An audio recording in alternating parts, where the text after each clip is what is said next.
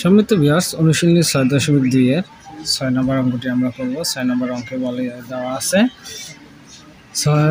৬ এর ৫ এর ২ মিটার তার যদি আমরা ৫ এর ৪ মিটার করি তাহলে কত টুকরা হইব। এটা ইজি একটা অঙ্ক, যার শুধু ভাগ হবে।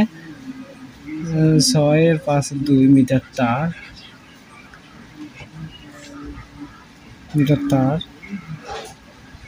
৫ এর ৪ টুকরা, অতএব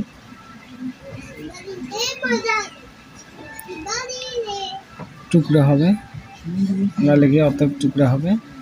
তাহলে হচ্ছে গিয়া ৬, ৫, ২ ভাগ ৫ এর ৪, এটা যে টুকরা,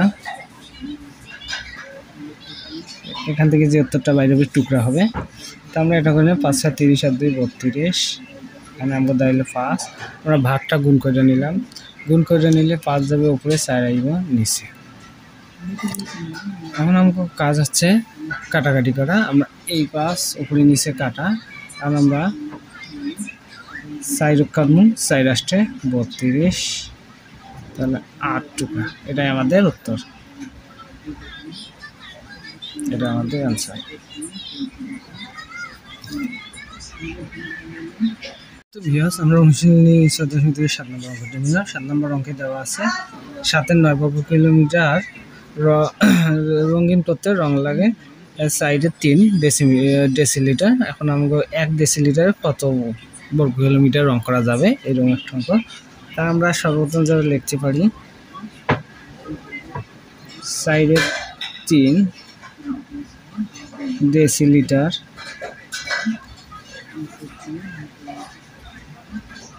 রং লাগে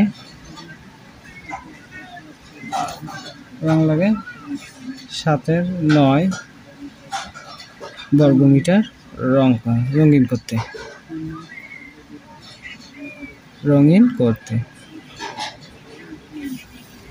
কারণ আমরা লিখবো অতএব ১ ডেসিলিটার রং লাগে সমান সমান, আমরা এটা ভাগ করে নিব সাইডে ৩ বর্গমিটার রঙিন করতে। এখন আমাকে কাজ হচ্ছে ৭, ৯, আমরা এখন ভাগটা গুণ করে নিলে ৪ উপরে যাবে, ৩ নিচে আসবে। ডেসিমিটার রং করতে, তাই আমরা কাটাকাটি করবো।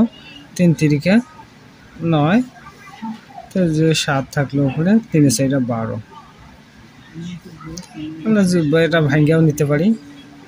৭ থেকে ৭ বিয়োগ করলে আসে ৫, তাহলে ৭, ৫, এইটাই আমাদের অ্যান্সার। আমরা এটা লিখতে পারি এত বর্গমিটার রঙিন করতে, তাহলে ১ ডেসিলিটার রং দ্বারা এত বর্গ কিলোমিটার রঙিন করা যাবে, এটাই আমাদের অ্যান্সার। সম্মানিত ভিউয়ার্স, এবার আমরা ৮ নম্বর অঙ্কটি নিচ্ছি। ৮ নম্বর অঙ্কে বলা হয়েছে ৮ মিটার দৈর্ঘ্যের একটি ধাতব নলের ওজন ২ এর সাথে ৬ কেজি হলে ১ কেজি ওজনের একটি ধাতব নল পেতে কত মিটার দৈর্ঘ্যের একটি নল কাটতে হবে। তা আমরা সর্বপ্রথম যেটা লিখব, এটা ভাগ অঙ্ক, কোনো সমস্যা নাই, একদম ইজি। আমরা লিখব ২ এর সাথে ৬ কেজি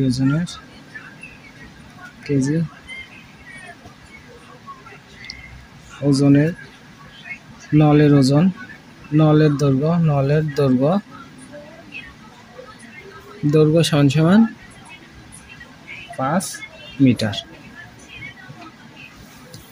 আমরা লিখব অর্ধেক ১ কেজি ওজনের নলের দৈর্ঘ্য ৫ ভাগ ২ ৭ ৬, এটা কিন্তু মিটার, এখান থেকে তো যা বাইর হবে মিটার বাইর হবে।